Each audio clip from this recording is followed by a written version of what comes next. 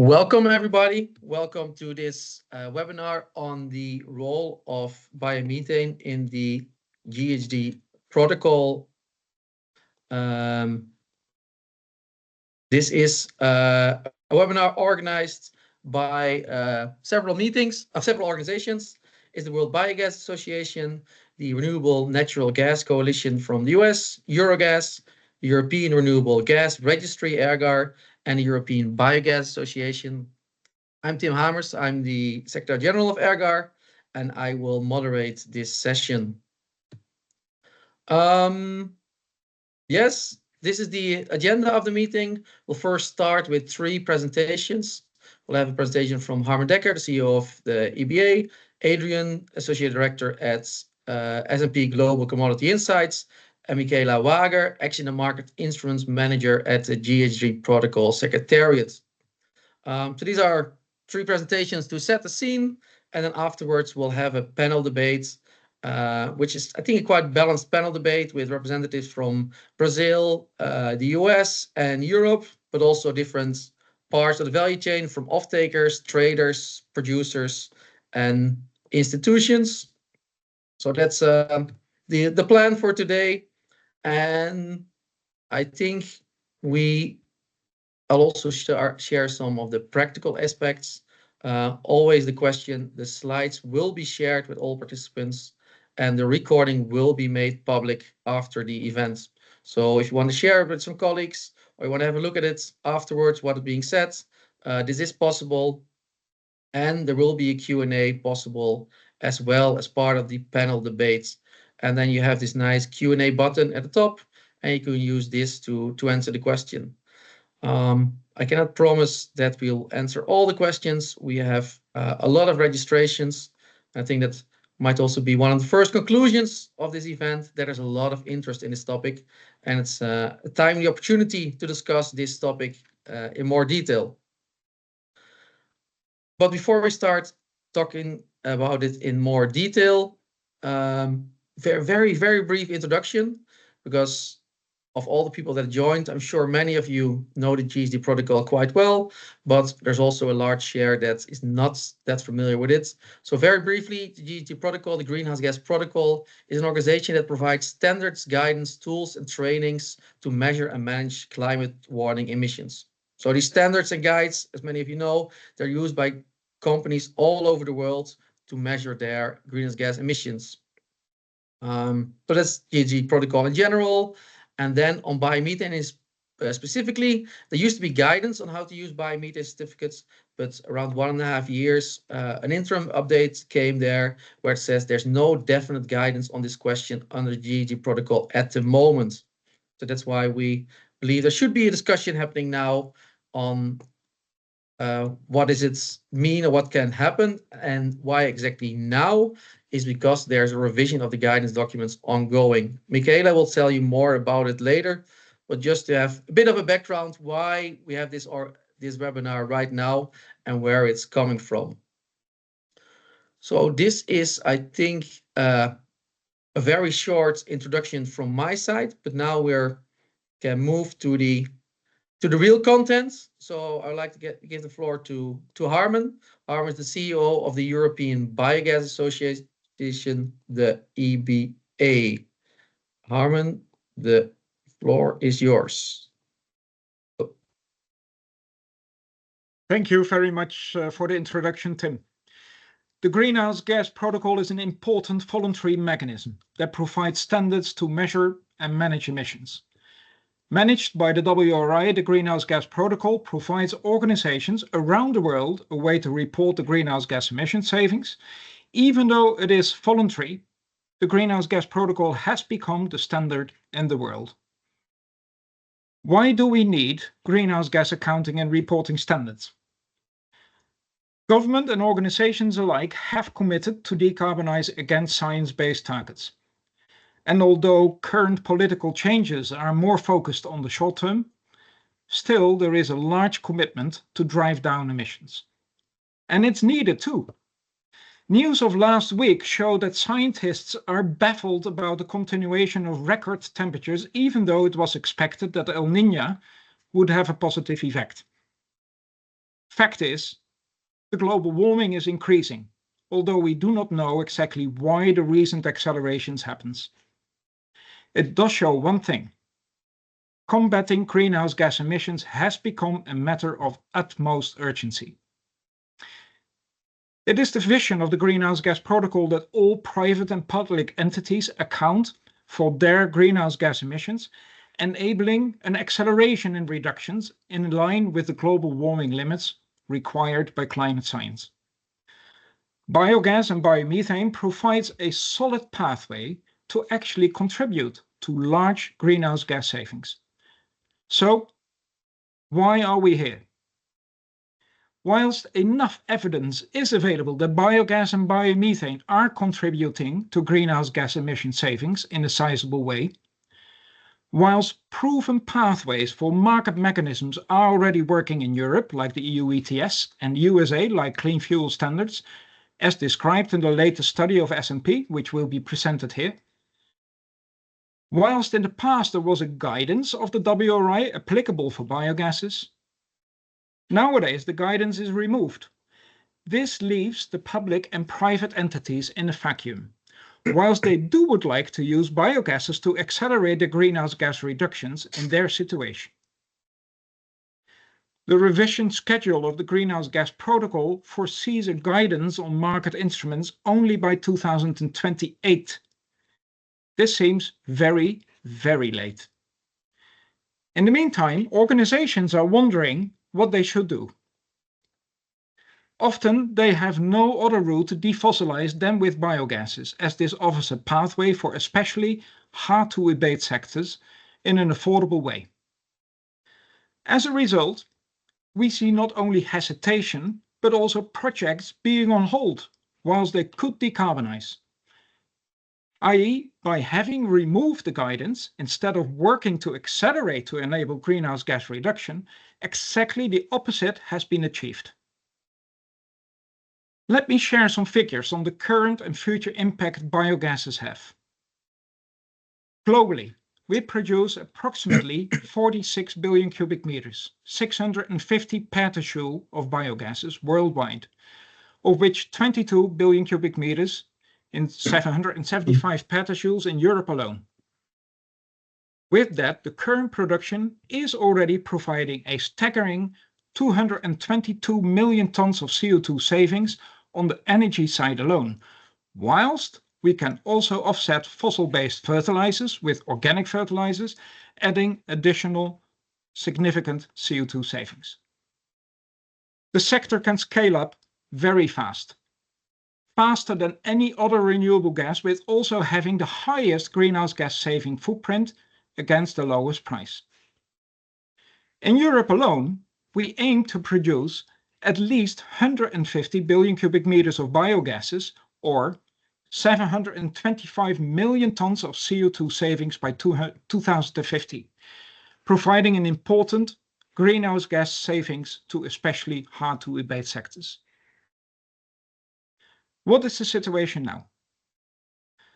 We got, for example, a request from a steel company who would like to use biomethane in the process. However, as they cannot account and report it under the Greenhouse Gas Protocol, nor can they use other alternatives, they choose not to purchase biomethane. The current existing market mechanisms, though, are solid and foolproof. But as there are no standards and guidance for reporting on Greenhouse Gas Protocol, the emissions continue whilst we need to take action now. It is for this reason we urge and even plead to the WRI to issue a guidance now in order not to get stuck in a bureaucratic process in which large portions of emissions could be avoided. The huge interest for this webinar underlines the importance of this subject. As enabling and accelerating emission savings is the mission of the Greenhouse Gas Protocol, we need not to waste any time and at least provide guidance in the coming months, if not weeks. To that end, the Transatlantic Alliance started a global public letter, which is already signed by 145 companies and will be live as of today. You can visit the website letgreengascount.org. We kindly invite companies and organizations to visit this website and sign the joint letter. On behalf of the Transatlantic Alliance, which have been working on this topic already since 2022, I wish you all a very insightful webinar. Thank you. Thank you, Harmen, for this good introduction to present not only the position of the EBA, but like the Transatlantic Alliance. And yeah, welcome everybody to have a look at the website. Then we move to our next speaker. The next speaker is Adrian Dorsch from S&P Global Insights. And he's the Associate Director for Global Gas, LNG, and the Energy Transition Consulting. And they published last year a study on the Greenhouse Gas Protocol and biomethane certificates. So it'll be very interesting to hear your presentation on this, Adrian. I'll quickly. Yes, I think you should all be able to see the presentation right now. Thank you very much, Tim, for this kind introduction, and Harmen for your very insightful words into this topic here. Tim, I can't quite see the presentation yet, just to make sure that we all can see it. I see it. Okay. So thank you very much. Again, thank you very much for the introduction and also the opportunity to speak here on this very important topic. Indeed, at S&P Global, as Harmen highlights, biomethane is increasingly becoming an important building block in reducing emissions, both in Europe, the US, but also globally. The questions that we are seeing in particular are from suppliers who are looking into the RNG tracking systems and particularly the value of biomethane certificates, as these are becoming increasingly important in supporting new investment as well as new capacity. On the other hand, as we look at off-takers, biomethane is increasingly seen as a means to quickly and with technically proven solutions reduce emissions, both in the near term but also in the long term. However, there are questions in terms of how biomethane, or RNG, as it's called in the US, is accounted for and how it can be used by corporates and policymakers to achieve target. If you could go to the next slide, please. Thank you. To give a background on biomethane, RNG, and natural gas plays an important role both in the European and the US energy mix, but also globally. If we look at Europe in particular, we see that in the residential commercial sector, natural gas as a final use energy accounts for more than 20% of demand. And the same is true for industry. That's without taking into account the role that natural gas plays in power generation. Now, it is clear that with the energy transition, energy demand or natural gas demand will be electrified partially. But as Harmen highlighted, there are sectors which are challenging to electrify, particularly without moving to more expensive fuels such as green hydrogen, which, yes, are developing fast, but are not as readily available as, for example, biomethane or RNG. And indeed, there are demand sectors where natural gas and LNG demand are actually growing. And particularly, I'm thinking here of marine transport. And because of these factors, it is important that grid-injected RNG is an attractive option to cut emissions from hard-to-abate sectors, utilizing actually existing gas as well as LNG infrastructure. If you just could stay on the last slide for 1 second. And the key here is that not only can RNG or biomethane reduce emissions, if we look at some of the most attractive feedstocks, such as manure, we're actually looking at negative emissions. So a really key contribution to emission reductions. Thank you very much. You can go to the next slide, please. Thank you. RNG and biomethane demand is growing fast, both in the key markets of the US as well as Europe. I'm showing here the US as well as Germany as an example for European demand. Indeed, actually, demand outside of Germany is growing more fast than it is in Germany, even though Germany still is the largest market. Now, what we can see here is that demand from compliance-based markets, such as transport, shown in green on the left-hand side, have been key for RNG demand, but also driving new capacity growth as well as emissions reductions. We can see that also in Germany on the right-hand side with the orange category. But what is important to note is that looking forward, and indeed over the last 3 years, voluntary demand is increasingly becoming more important in driving demand for RNG, new capacity additions, as well as emissions reduction. And this is where a clear understanding in the GHG protocol of how pipeline injected RNG is accounted for is critical for future emissions reduction. If you could go to the next slide, please. Thank you.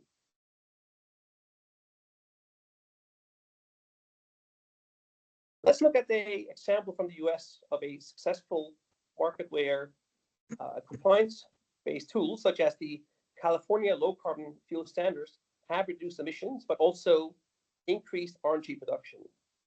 If we look at the result of the LCFS, and we look at what has happened between 2015 and 2023, we can see that there has been a tenfold increase in the supply of RNG driven by those tools.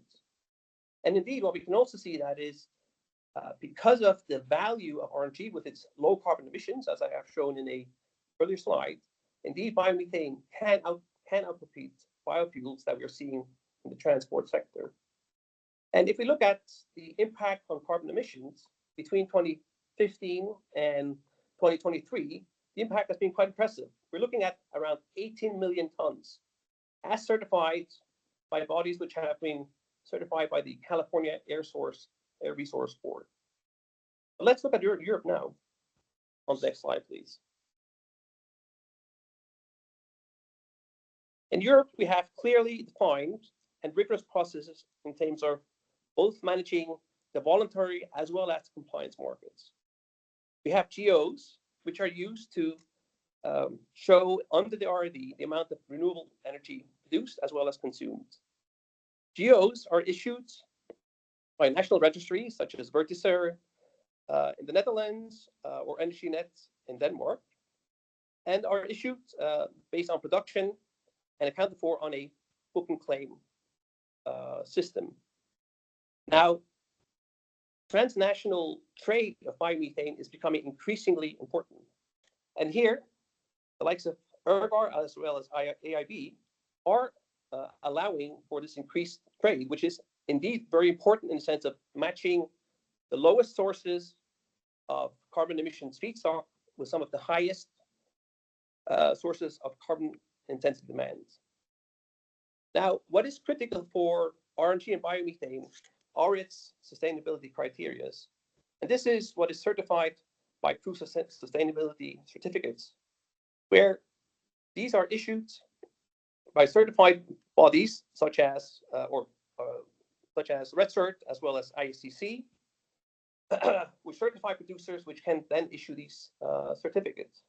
And indeed, the value of these certificates has been that showing the low carbon intensity of biomethane, significant value can be achieved, and this leads to new capacity production as well as emissions reduction. Let's go to the next slide, please.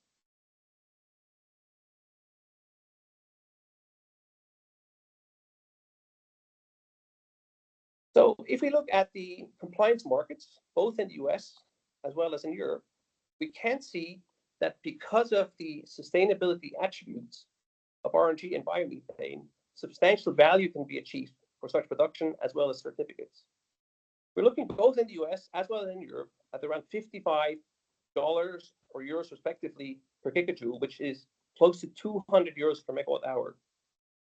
Now, if we compare that to the average cost of production, this leaves a substantial margin for profitability for producers.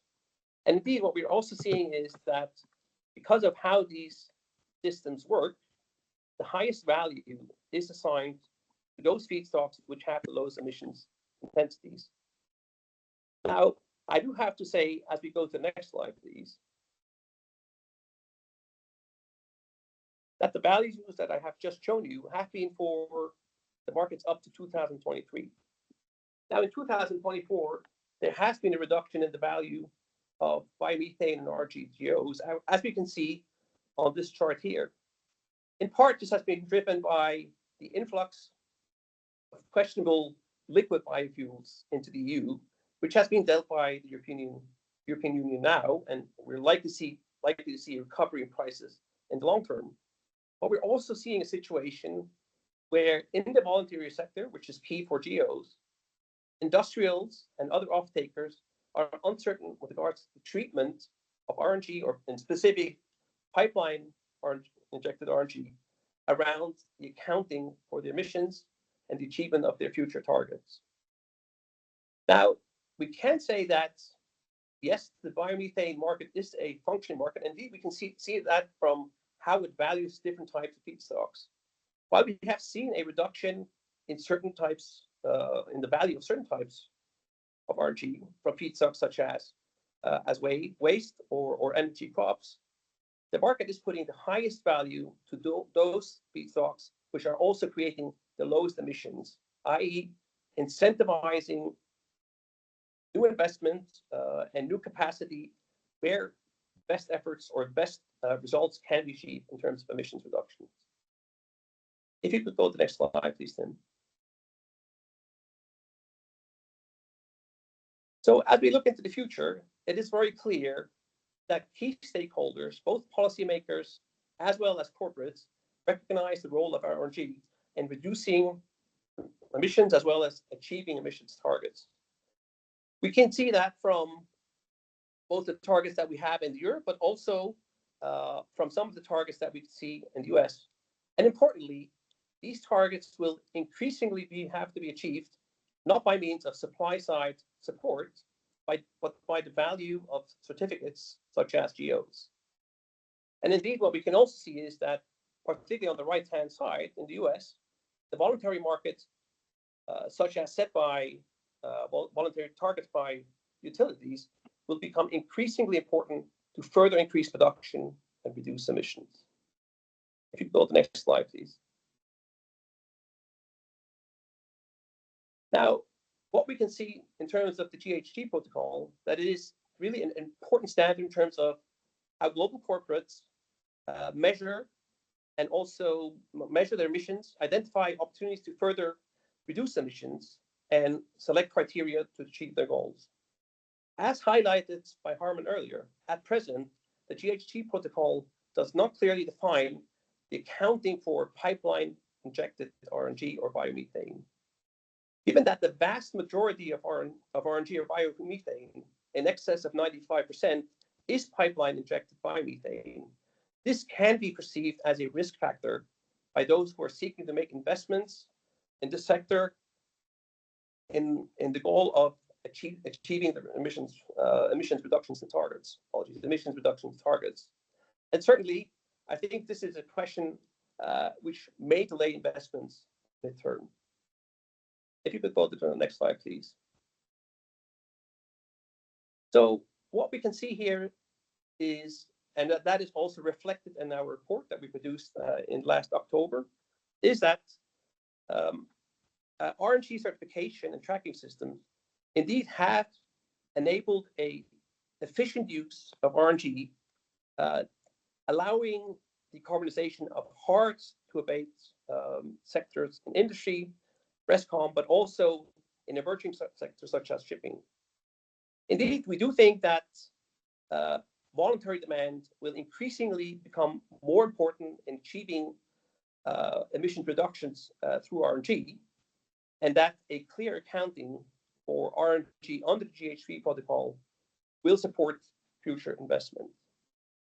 There are strong frameworks in place in terms of RNG tracking and certification, both in the US as well as in Europe.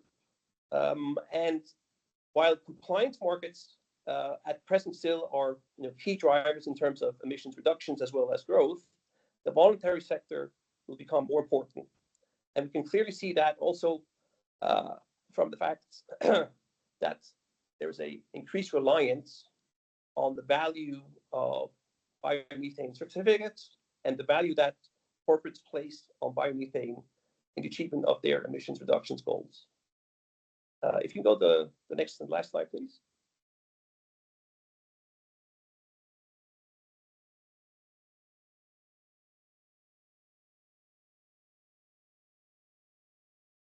So the topic that we've just covered is a extensive topic, but we have covered this comprehensively within a report published in October. And again, the key conclusions from this report is that certification and tracking are important enablers of new investments, and that clarity in terms of the accounting of biomethane will support or is supportive of new investment, and then hence the discussion which will be held in this webinar is incredibly important, and I look forward to hearing more from the panelists. Thank you very much. Thank you, Adrian, for the good presentation of the report. Yes, it's a big report with a lot of details. So if people are interested, we'll share the final report in the email with the presentations and the recordings, so you can all have a look at it in more detail. So now we heard, let's say, from a consultancy, we heard from the industry, but of course, we're also very interested to hear the view from the GHG Protocol Secretariat itself. So we're very happy that Michaela is willing to give a presentation on the status of the revision and on the details. So I would like to give the floor to you, Michaela. Thank you, Tim. Let me share my screen here.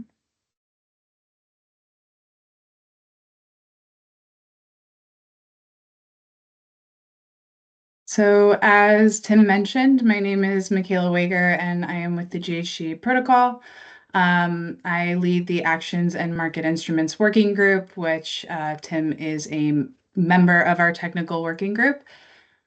And I will be giving a brief overview of it today. So,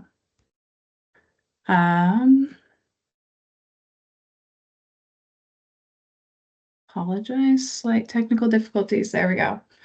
So as Harmen did an overview of the Greenhouse Gas Protocol as well, I'll keep this one brief. I think most people here are familiar. The Greenhouse Gas Protocol standards and guidance enable companies, cities, and countries to measure, manage, and report greenhouse gas emissions from their operations and value chains. We provide the world's most widely used greenhouse gas accounting standards for companies, with over 10,000 companies reporting to CDP using GHG Protocol standards. We develop our standards through inclusive global multi-stakeholder development processes that include representation from business, academia, governments, NGOs, and civil societies from around the world. So Greenhouse Gas Protocol, we provide the standards that underpin key standards, regulations, and target setting programs around the world, like CDP, EFRAG, Science-Based Targets, ISO, etc. We also provide standards that underpin have become the foundation for most climate programs.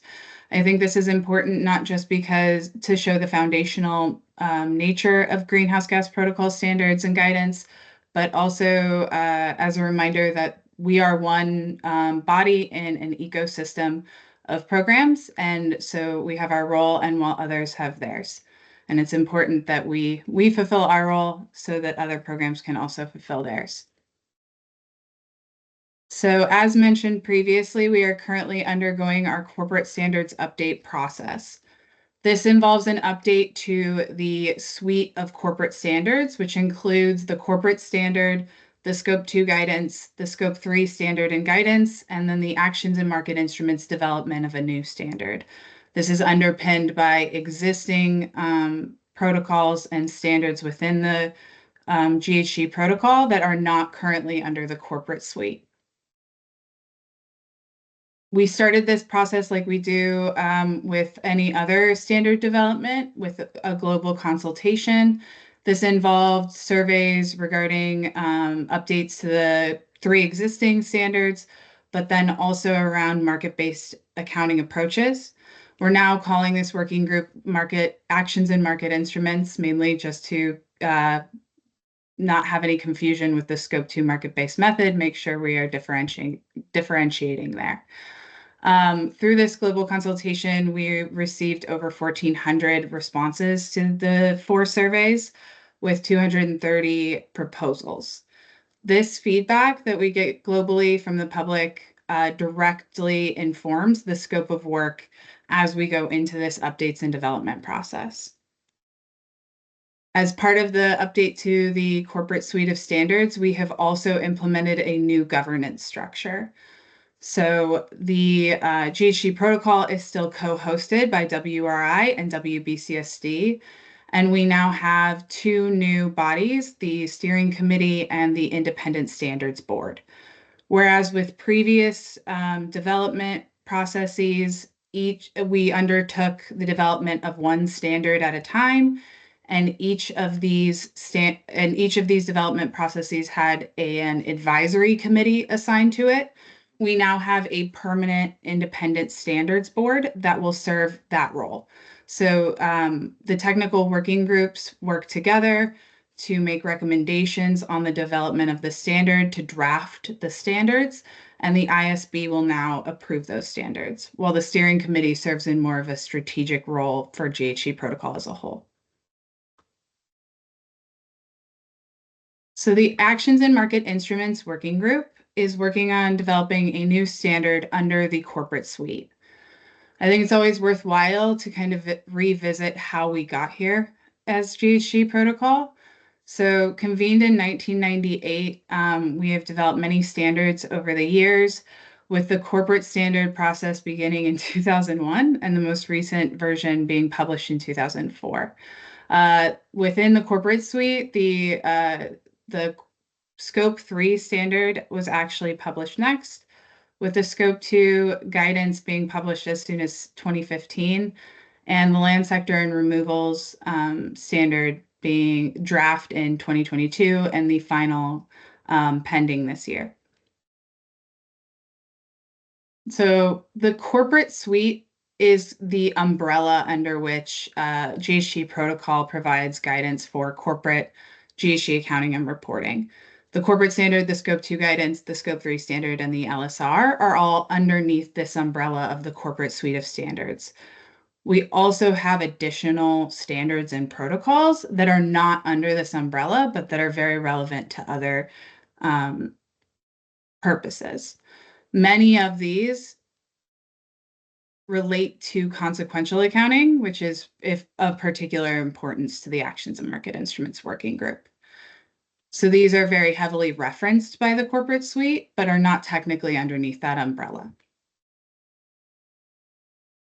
So with all of that, with the history of the GHG protocol standards, and with the corporate suite built the way that it is currently, we still hear through the survey feedback across all 4 surveys, not just the one on market-based approaches, that there is significant interest for enabling methods to account for and recognize the impact of mitigation actions that are not showing up in corporate inventories. And I think we're all very aware that current disclosure and target setting programs are very focused on those inventories. And so when the impacts of your actions are not showing up there, there's significant interest for figuring out how to report that and standardize that approach. We also hear very regularly that we need to provide clarity on the accounting methods applicable, whether you're reporting on impacts, whether you're inside or outside of the scopes, and also when you're reporting on market-based instruments. The land sector and removal standard is the most recent standard under the corporate suite, and it has also set up multiple topics that are direct inputs into the AMI workstream. So the land sector, as in its name, is very focused on a sector-specific application within the corporate suite and in inventory accounting. They ran into a few different topics around evaluating the impacts of actions, accounting for credited GHG reductions and removals, and required traceability guidelines for the inventory that began to creep outside of the scope of just the land sector. And so the AMI workstream will be taking those up directly.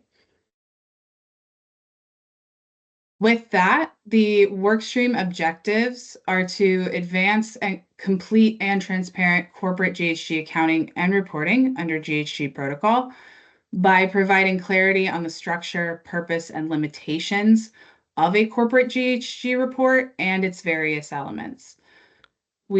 Once we do that, we then need to address the appropriate role of actions and market instruments within that report. This is, of course, including but not limited to the different reduction and removal enhancement projects, value chain interventions that may or may not be credited, system-wide positive and negative impacts, chain of custody certification models, and those project-based impacts that are credited. And of course, we're not building the wheel from scratch. There are standards within the protocol that relate to many of the topics here, but are not a standardized approach under the corporate suite. And therefore, I think what we're hearing from stakeholders is that they need to be kind of brought underneath that umbrella and standardized within corporate reporting to be fully functional for our purposes. So in order to achieve these objectives, we'll be working in 2 phases. The first phase is really around clarifying and defining the purpose, structure, and limitations of those individual elements within a corporate GHG emissions report. Once we have clarified and defined the boundaries around the existing elements, we can then go in and determine what additional elements are needed to address the impacts of actions and market instruments.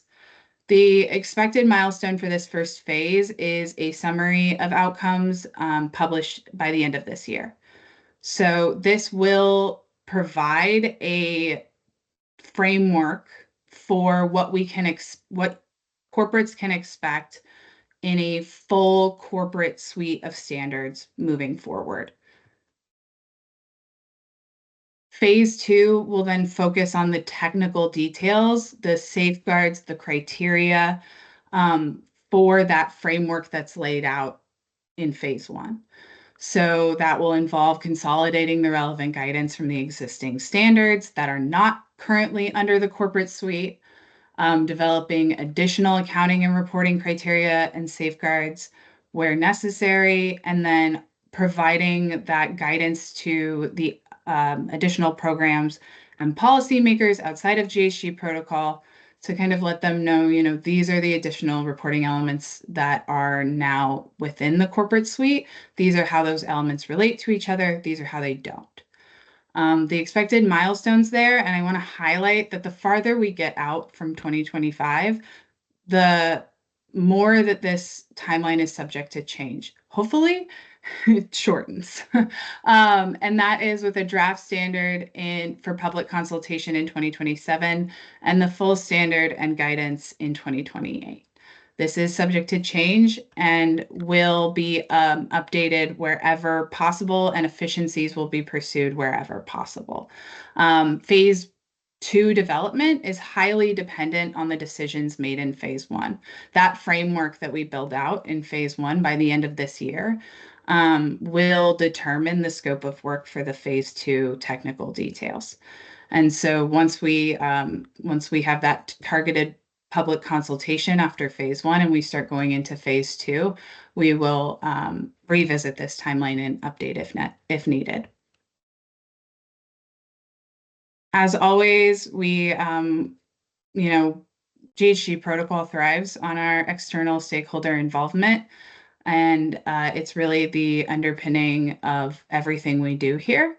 So if you'd like to get involved, if you'd like to stay informed, as part of our commitment to transparency in this new governance structure, we have a standards development and governance document repository on our website. all of our governance documents, the standard development plans for all 4 work streams, and the documents, the content of our technical working group meetings, so our anonymized meeting minutes and our slides will be available throughout the process online. As I said in the previous slides, there will be opportunities for public consultation late this year and in mid-2027. If you have not already, I highly recommend you subscribe to our newsletter. That will give you all the information that you need and any updated timelines, any opportunities for public consultation, and whenever we do publish that summary of outcomes or the draft standard. So I'd just like to say thank you again to Tim for the invitation to present, and I appreciate your time. Thank you for the presentation. And I can only confirm that a lot of good work is being done by the GHG Protocol Secretariat within this working group. And hopefully we'll be able to work on a draft by the end of the year of the summary of outcomes. Yes, so now we heard the 3, let's say, introductory presentations to set the scene, but we now want to move to the panel debates. And here we, as mentioned before, we try to find a balanced debate. So we have some institutions, some producers, a trader, and a manufacturer.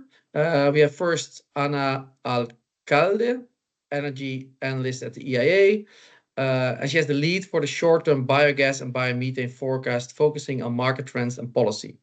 Her recent work has also covered carbon accounting for sustainable fuels. Then we have Fernando Giancini Lopez. He's the CEO of Instituto Totem, is the accreditation body from Brazil that's responsible for managing the biomethane certificates. We also have John Hanselman. He's founder and director of Vanguard Renewables, a leading renewable natural gas producer from the US. Nick Crow, development director at Grisan. Grisan is a UK-based, one of the largest, is not the largest producer of biomethane in the UK. And Sophie Kasanav, corporate policy advisor at the SDX Group, where her knowledge of corporate voluntary standards and initiatives supports business decarbonization. And SDX Group is a leading global trader for environmental commodities and climate solutions with 25 years of experience.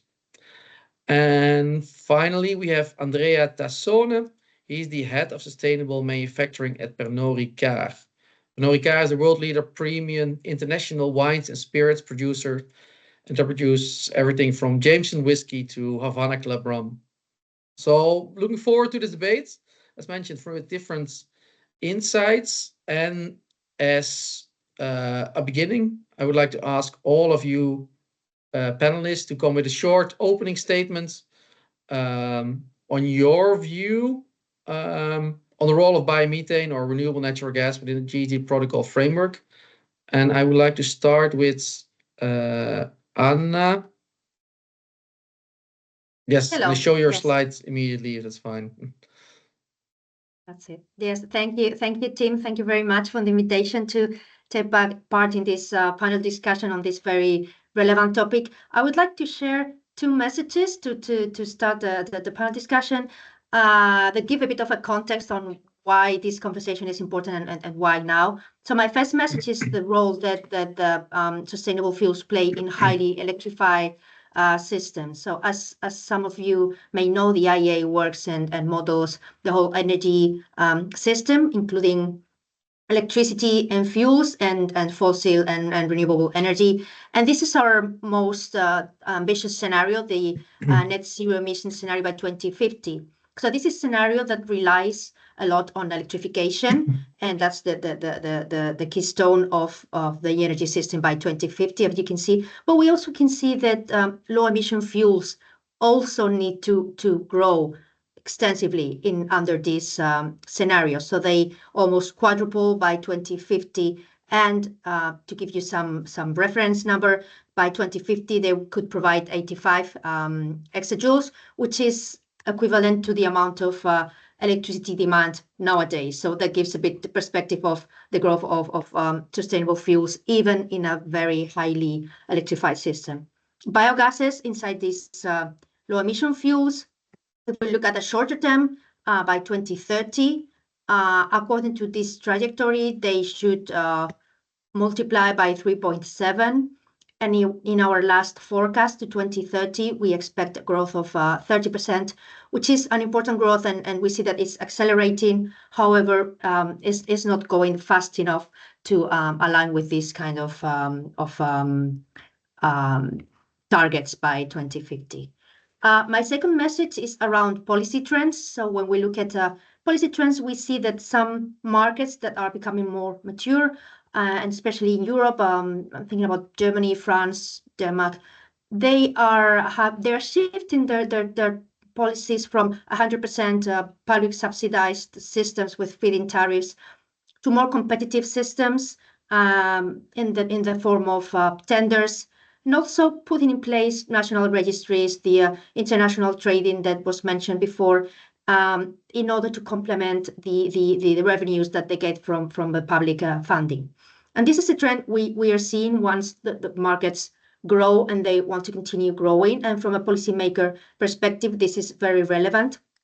At the same time, we're having signals, demand signals from the private sector that is interested in using biomethane for their voluntary targets.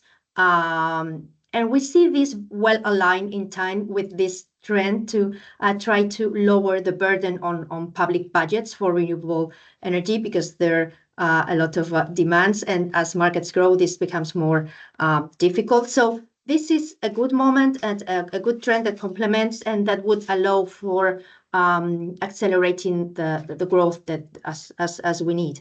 Then tools, robust, transparent tools to measure this and to put things in order so that trade can develop are very relevant. This happened with compliance markets, and it will be necessary and a great enabler for voluntary markets too. So very relevant discussion and very relevant timing for this. Thank you.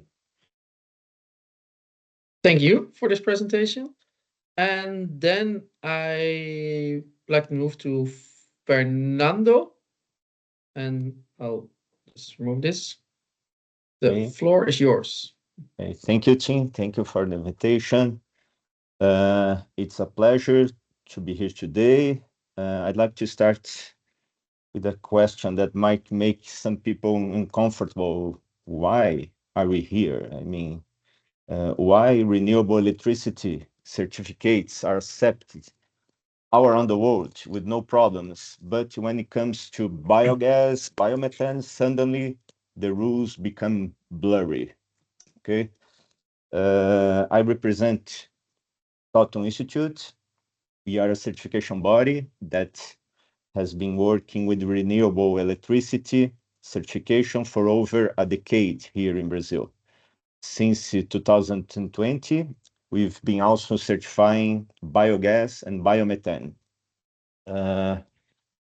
Now, here where things get interesting. Companies around the world, companies in my country, want to decarbonize. Some of them have hard to abate emissions like steel, ceramics, glass, fertilizer, and I've seen they are working very hard looking for solutions. And one of the solutions is renewable natural gas, but instead of clarity, what do they get? Confusion, regulatory uncertainty, and I feel a general sense of, oh, biomethane certificates, that could be a great idea, but maybe later, maybe in 2028. And here's the kicker, where there is real money on the table, billions of dollars in investments waiting for a clear signal. And we are here debating whether biogas certificates should be explicitly recognized, while at the same time, we see big, large organizations, companies paralyzed or frozen because they are afraid of making the wrong move, or they are afraid of being called greenwashers. Okay. Ladies and gentlemen, this is now this is not how markets should work. Greenhouse Gas Protocol has a choice to make, one that you either unlock investments or keep renewable gas sector stuck in limbo. Let's talk about it. Thank you, Tim. Thank you, Fernando, for this very clear message. I think it's a good start of debate in a second. Yes, so now maybe you would like to hear from a producer, John. We don't hear you. It would help if I turned Yes. my microphone on. Great. Tim, thank you for getting the chance to talk to everyone today. I'm John Hesselman. I'm founder and director of Wagar Renewables. We build, own, and operate a network of farm-based anaerobic digesters across the United States, where we convert animal waste and food waste into renewable natural gas, renewable CO2, and organic fertilizers for our host farms. Our goals are very simple, and yet I think critically important to decarbonization and the sustainability of all of our participants. One is to help the farmer and the agricultural community to reduce its reliance on synthetic fertilizers and conventional fertilizers, to also help them capture the methane from the animal waste and put it into productive use. We also want to work with all of the food manufacturing community and food consumers and households across the US to reduce their reliance on landfills. We continue in the US to actually build and to expand the capacity of landfills, which seems archaic and impossible as a pathway forward in sustainability. And the last and the equally important part is to help corporates and other voluntary energy users reduce their reliance on fossil fuels. And all of those, I think, are critically impacted by clear and defined protocols that will allow people to make decisions in a timely manner, as Fernando and Harmen said earlier. And I think, prior to working in renewable natural gas, I spent a decade in solar as the founder and director of Brightfield's development, where we saw the power of strong and smart protocol issuance. And we candidly are baffled in terms of the timing and, as Fernando said, the fuzziness, which I appreciate the term, of protocols, and why would it be different for the transmission of renewable natural gas than renewable electricity. We know that it is critical for our participants to have clarity for them to be able to make timely decisions. And without that clarity, we continuously are talking to different participants in it, whether it's from the funding side or from the offtake side, actually utilization of the renewable natural gas, to get them comfortable to move forward in the absence, and I think of real protocol. And I think the thing that we would like to see is that the greenhouse gas protocols do not become either irrelevant or outdated or untimely, and then folks are moving on without it. So we see that there is a great need, and we desperately encourage speed and acceleration in the process. Thank you, John, for this statement. I think it's a clear message. Curious if this is also shared on this side of the ocean by the producer. So I would like to give the floor to Nick, and I will share immediately your slide as well. Hi, Tim, and hi all. Thank you for joining today. Nick Crow, Development Director at Grissan Renewable Energy. We work with companies to help them decarbonise and reduce their environmental footprint. We've done this with great success over the past 11 years, but like any other green gas generator on this call will tell you, it's become markedly harder since the GHGP's intervention a couple of years ago. Just a point of principle, I take exception at the start to this being the idea of a requirement for new guidance for biomethane. As other speakers have pointed out, there is guidance for biomethane in the Greenhouse Gas Protocol, but we cannot understand why this has been withdrawn while the corporate standard is refreshed. I thought long and hard about the best way to present today, and the options were fairly myriad. It could have been a case study of businesses where we've helped reduce emissions across all their scopes, centred around the production of biomethane, renewable fertiliser, and the future potential for negative emissions via CCUS. Or it could have been a hard-hitting LCA analysis, evidencing why biomethane has the ability to perform better than its competitors on life cycle carbon. There are many other alternatives, but actually this slide says everything that it needs to say. As Harmen's already pointed out, the world and its climate are changing at an alarming rate. We don't have the option to sit back and pick winners on ideological grounds.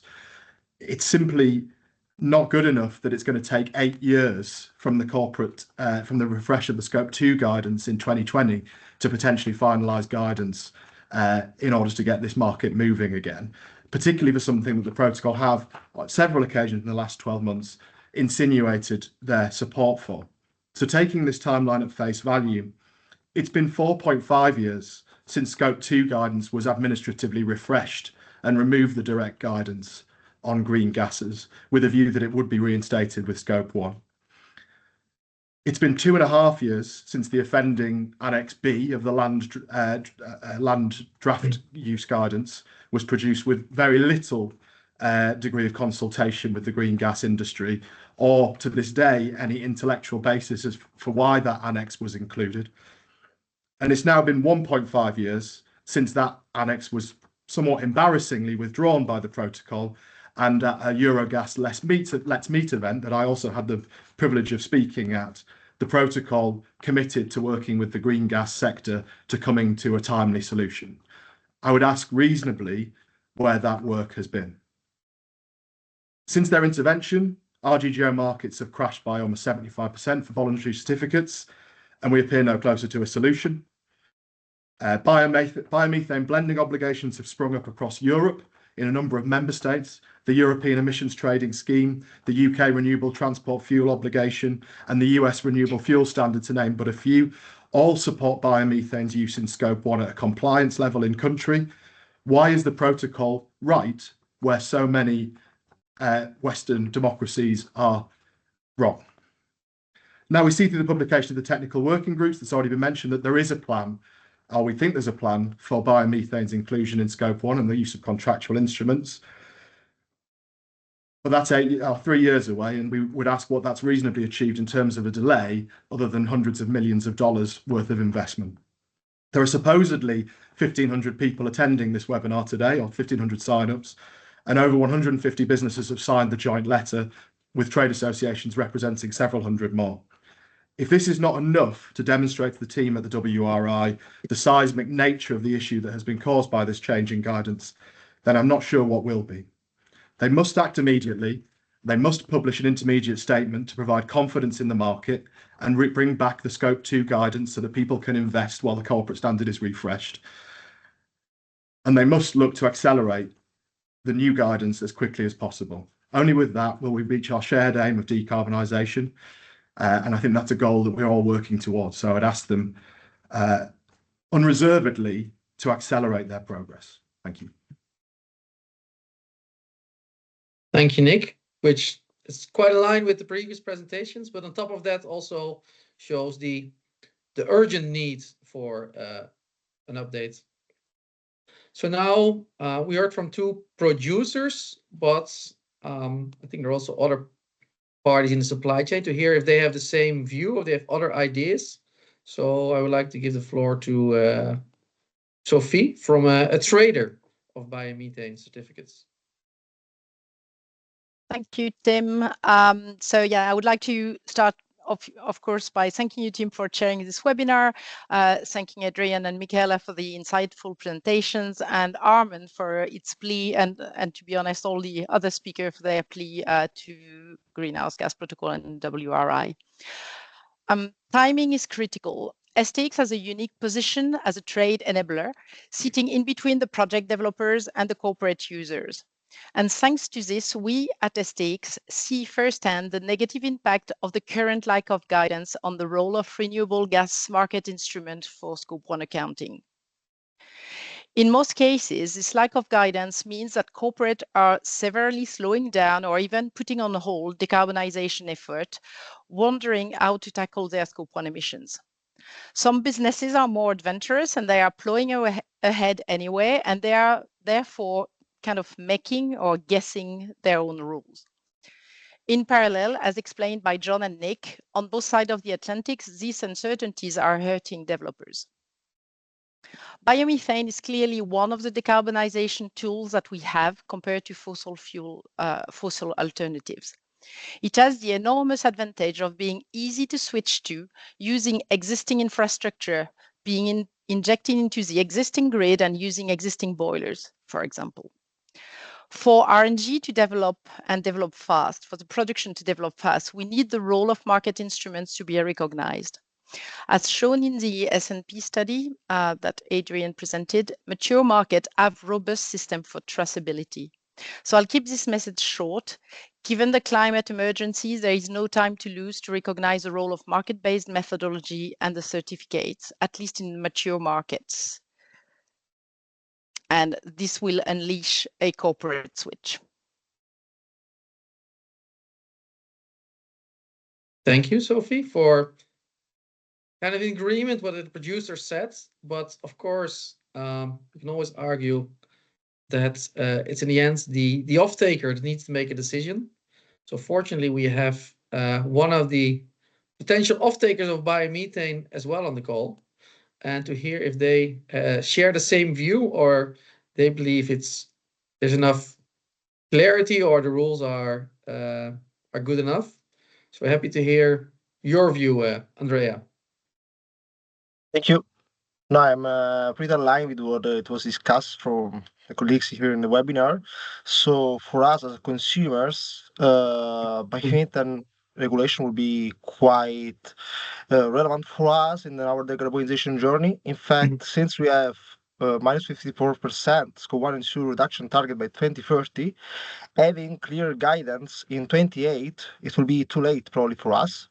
In fact, today we are building our own decarbonization strategy, and since we have a really circular and sustainable model for biomethane, in fact, we can produce biomethane from our byproducts, and in a circular way, reusing byproducts, generating biogas to be then used in our production, mainly to generate steam and electricity in some sense as well.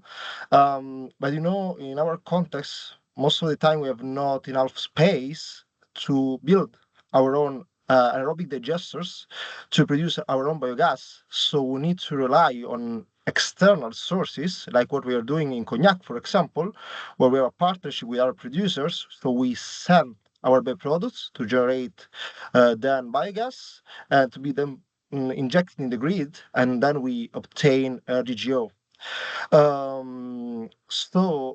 This missing clarity about how to consider LGGO reporting, it is something that it is moving our decision in what we do in our decarbonization strategy. In fact, maybe sometimes we need to consider to move towards more electrical solution, even if they are not the best from economical and environmental perspective. Since, as I said, we can have a full circular model behind the use of LGGO. We hope that we can obtain some clarity before 28, and at least in the end of this year, to have some more clarification on what it will be or what it will not be considered as a solution in Scope 1 market base GHG reporting, because that will be crucial for us in driving our decisions for the decarbonization strategy. And I think that all other companies in our sector they deal with the same as for us, since we have this kind of possibility to be fully circular, sustainable in the way we use and we generate biogas, and having this part missing now to take into account this, it is really, I mean, driving our decarbonization strategy in other way, even if the use of biogas will be the best for us. Thank you, Andrea, for also being aligned, which also on one hand makes the next poll a bit different, as the panelists were all quite aligned with this question. But we anyway want to ask the audience as well if you agree with the panelists, or if you believe that it's not true. So what do you think is the impact of the current guidance or lack of guidance on the biomethane market? Does it negatively impact the uptake of biomethane, as mentioned by most panelists, because there's uncertainty? Has it no impact on the uptake of biomethane because the voluntary market is not large, or it positively impacts the uptake of biomethane as it provides more options to interpret the rules as you like? So I'll give you all 1 minute to reply. In the meantime, I would like to come back to one of the issues that was raised. It seems that there's quite a lot of consensus that there should be more clarity. So I don't think we can talk in this echo chamber, it seems to be, on the need for more clarity. But maybe coming back to the presentation from Michaela, where she said the end of the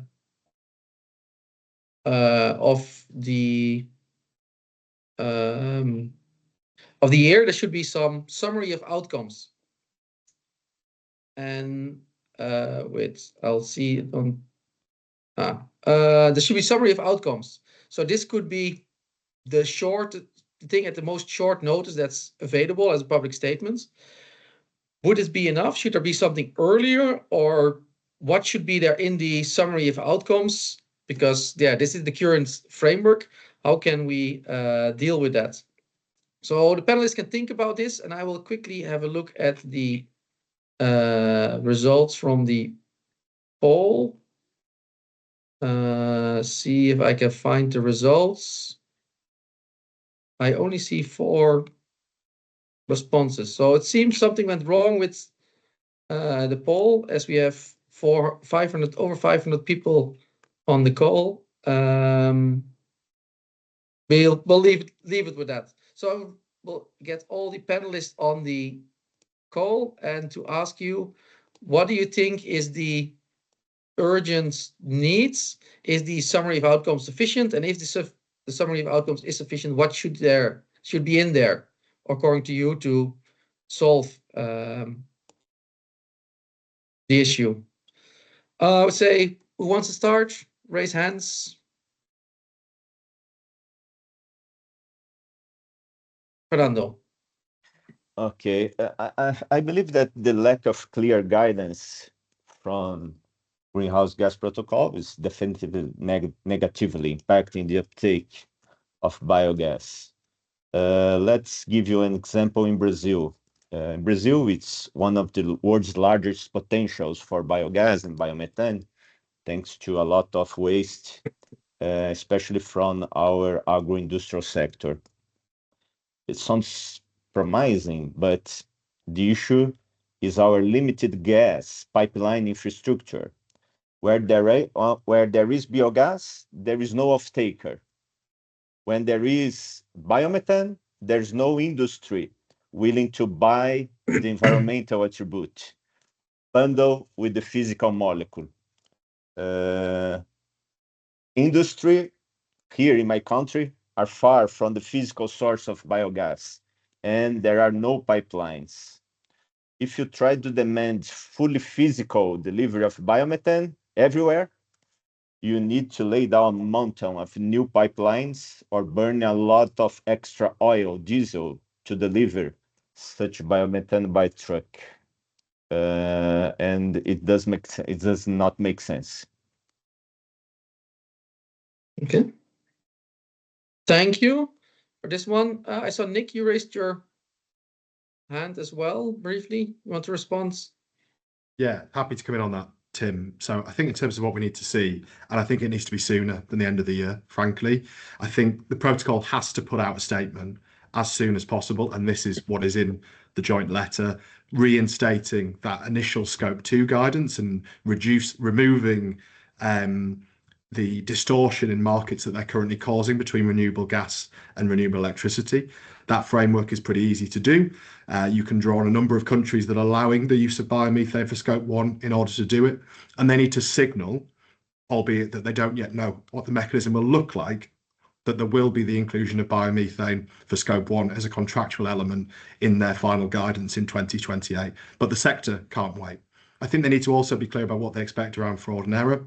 The reason why we have scope 1 decarbonisation solutions in a lot of these countries is because we have acts like RED II in Europe, where there's clear sustainability criteria. But I'm also sat in the Renewable Energy Association's office today, which is home to the world-leading UK green gas certification scheme.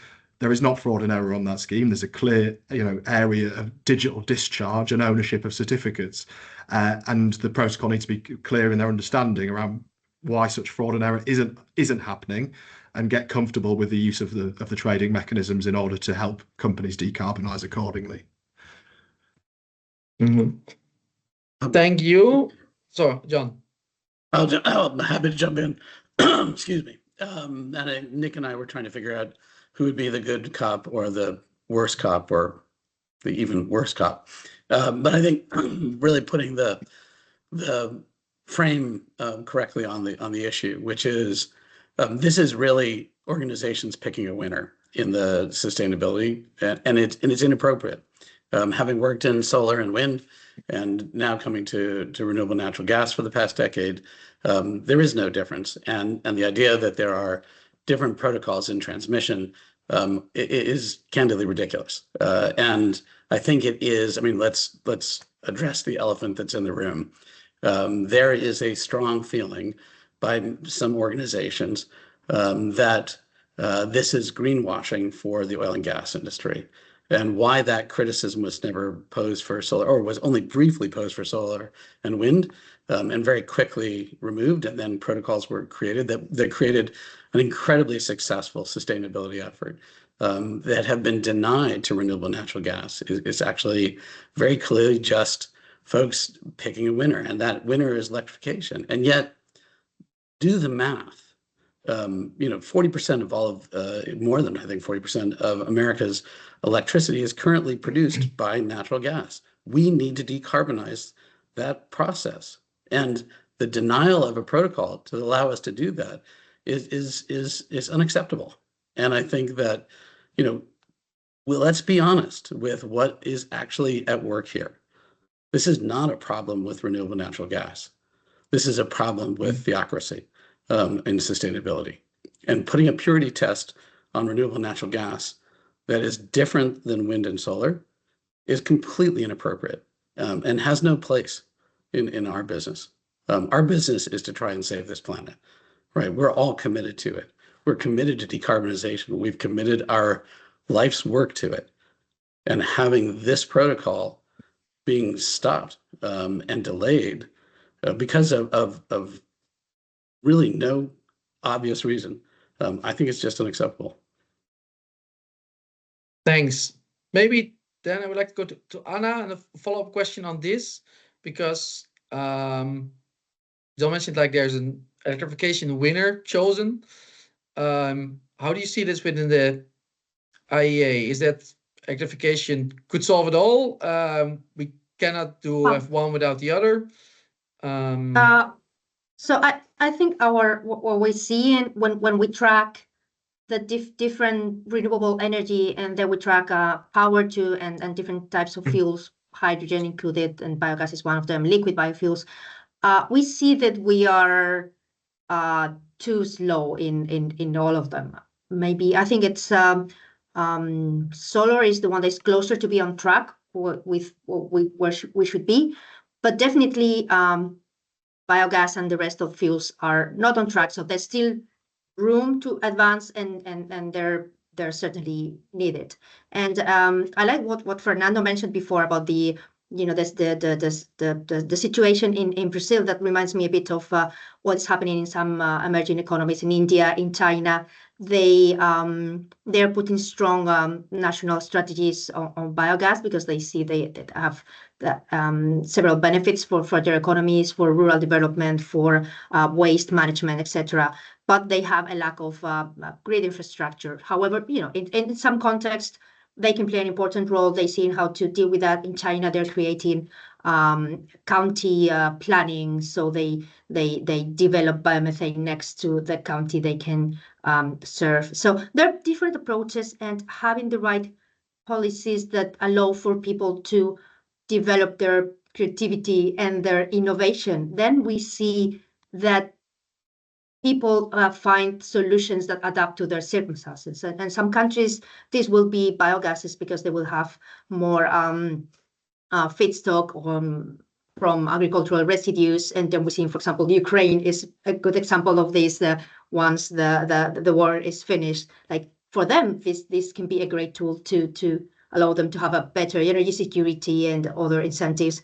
Other countries might be hydrogen based on solar PV. So we need to put the tools in place so like the different countries and the different industrial sectors in each country can pick what fits them better, because there's not one solution for everyone, and we cannot do this in series. We cannot do first electrify, then see what's left. We don't have the time to do that. Andrea mentioned that they have a target for 2030. This is a very spread situation in many corporations. They have targets for 2030, and 2030 we still have some years to get there, but projects should be starting if they want to contribute to their 2030 targets. So we don't have the time to do one thing after the other. We have to develop all the tools that we have in parallel. Yeah, thank you. And follow up on that you say there should be different countries, different approaches. GHG Protocol is a global standard used all over the world. Making a link, how should this then be included in the biomethane should be, or renewable natural gas be included in the GHG Protocol framework? And maybe I think Andrea and Sophie, you deal a lot with companies that want to decarbonize by using the GHG Protocol. How do you think this biomethane should be counted? Maybe dual reporting like Scope 2, and was mentioned by Nick already, or zero rated, as for example using the EU ETS. Do you have a view on that? So to be honest, I think what is really lacking is the lack of clarity. I think when corporates know how to use it, whether it clearly is a zero in their Scope 1, if it counts, if there needs to be dual reporting, as you mentioned, by like with electricity, or if it is, as currently some use it, which means you can go to zero in your Scope 1, but then you can also, if you go to negative carbon intensity, for example, you can count some of that into your Scope 3 decarbonization. I think this is, it's up to the rules to be created. But what is clear is that we need some rule, and that there is definitely an advantage in using renewable gas rather than biomethane. This dual reporting, the way it is it is currently done in electricity, we see sometimes that this has created confusion, which actually probably is hurting the development of some rules. What has been currently hurting with the dual reporting is actually, according to Greenhouse Gas Protocol, companies are supposed to do dual reporting, but some companies kind of cherry pick and sometimes use only the one that is most advantageous for them to communicate. And obviously this has created a sense that, there could be confusion in there, and that has been tarnishing some of these dual reporting methodology. So I think because there is a very solid framework for market instruments in Europe, in US, for example, we think the market-based methodology should be the kind of by default the one that counts, and obviously that there is interest in communicating otherwise if people want to. But we think that there is such an important, like a solid framework with the market methodology, and then also the fact that regulation is counting like that, is using this market methodology. I think this definitely, calls for the market methodology to be kind of the prime methodology. The details around exactly how do you account are obviously something that is going to be very important, but I think corporates will be able to update as long as there is some decarbonization recognized. The detail can be worked out by the sustainability team at the corporate. But I'm sure Andrea has some views on that. Yeah, I definitely agree with you, Sophie. I mean, what it matters for us is to have clear guidance. In fact, for example, what we are considering today is like for electricity to have biogas coming from the grid where we are connected. So once we'll have clear guidance on the Scope 1 market-based approach and how to take it into account in our reporting, then it will be easier for us to understand which project to finance, how to cooperate with third parties. So, I mean, the message is that for us, it doesn't matter. I mean, the real accounting methodology that we will have, but at least it is to have a clear guidance to use, so then we can understand how to move in terms of our decarbonization leverages, in agreement with third parties, So that's our point. I mean. And if I can add to that, I think Adrian's study was showing that actually the market kind of seems to favor the more sustainable option. I think there was one of the graph, and Adrian, and I don't know if you're still around, but there was a graph showing that actually the market puts additional value on the renewable gas with a more sustainability value. So the market works in that case. Indeed, that is the case. We can see that both in the compliance sector for road transport in the US, Germany, and other emerging markets, but we also see it for GOs, which are more related to the voluntary sector, that those GOs which are related to feedstocks which are less efficient have seen the strongest drops over 2024. Thank you for quickly jumping in, Adrian. Anna, and then in the meantime, I would like to say that you can ask. We have a couple more minutes for questions. So if you have any questions, feel free to put them in the chats. I think we can do one or two. But yeah, Anna. Yeah. So about this discussion about the market rewarding the best performers in terms of greenhouse gas reductions. This is very important to keep in mind, not for the short term, for also for the long term, because biogas is not going to compete only with natural gas or with electrification. It will compete in a few years, or maybe a decade, with other alternative fuels that will come to the market. So hydrogen, green ammonia, other types of fuels. So it's important that we are able to build a technology open tools that allow for competition, and then all fuels can compare, and maybe depending on the region, one will be more favored than another. But then we will have competition. We will have lower price, more efficient plants. Also, it's important to keep in mind that fuels that have a carbon intensity score right now, that's not a fixed value. That's something that can be improved over time with the right signals and the transparent and robust way of measuring carbon intensity. So there are leakage programs that plants can put in place, and then they can get to a higher carbon intensity. This is just one example, but there are ways to reward and improve carbon intensity performance of biogas and the rest of the fuel. So very important to have transparency about this. This will be a useful tool.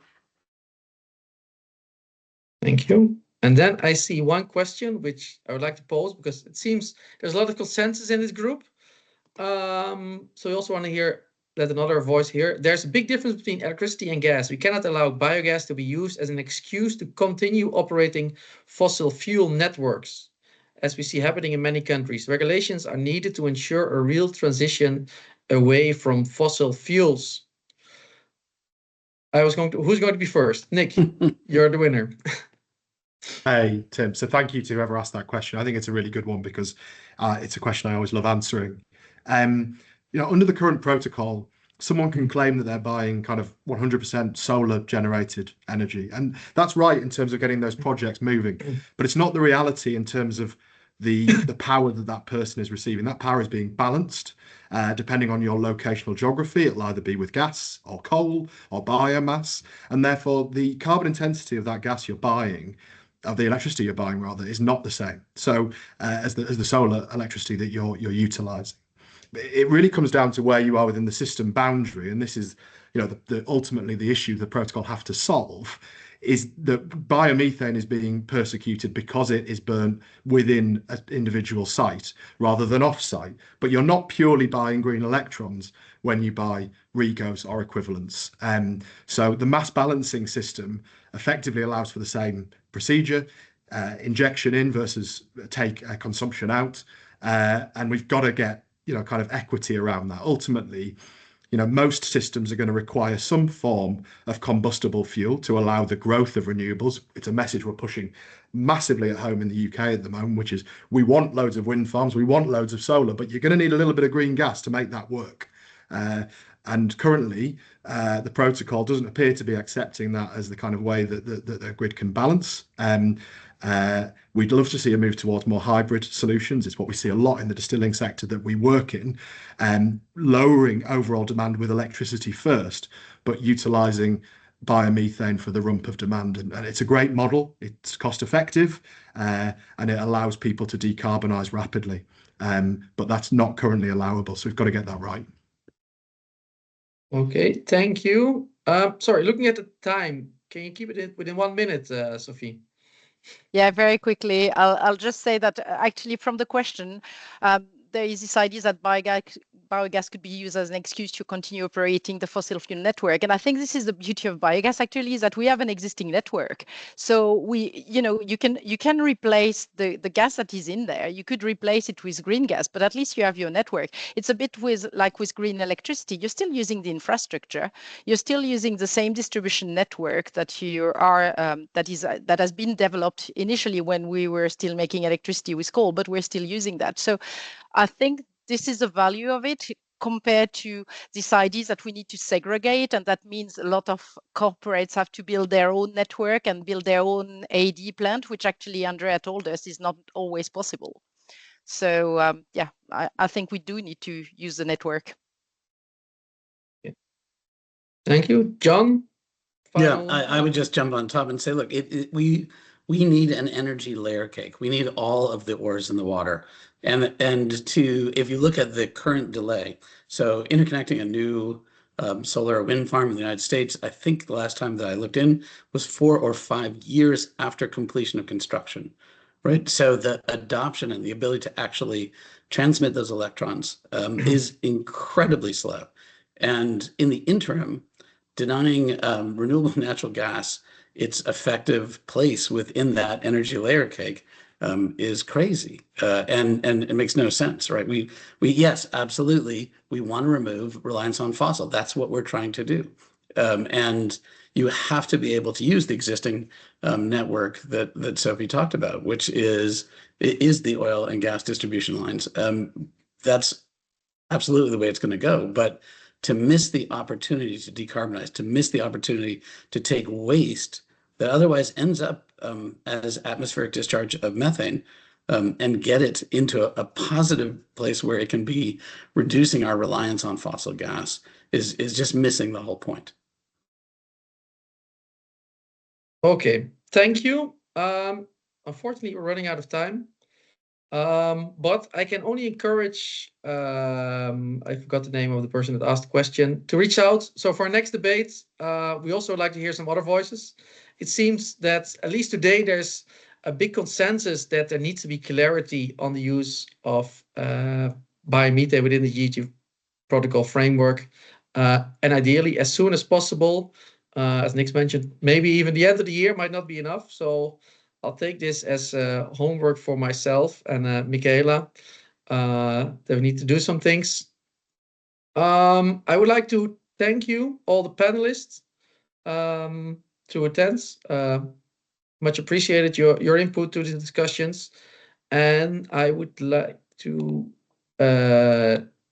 share once more, I was asked to share once more the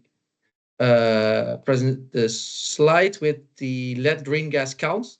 So that's the joint letter that was published by around 140 signatories, including some of the organizers of this conference. Please have a look. You can still co-sign. We'll keep you updated on the recordings when they're available, the presentations, and I'm quite sure this is not the last time we're having a discussion. So you'll receive the invite for the next event. So I would like to thank you all for your attention, and I wish you a very nice day, evening, night. Thanks. Goodbye. Thank you all. Goodbye. Thank you.